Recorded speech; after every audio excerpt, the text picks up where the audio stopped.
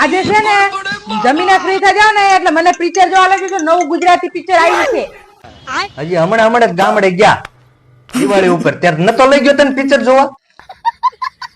દિવાળી ઉપર ઈ તો તમારા હાગા ભવાયા હતા.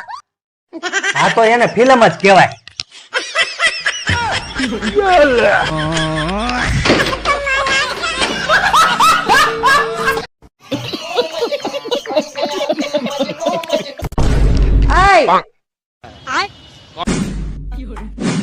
આજે છે ને જમીને ફ્રી થઈ જાવ ને એટલે મને પિક્ચર જોવા લાગ્યું છે. નવું ગુજરાતી પિક્ચર આવ્યું છે.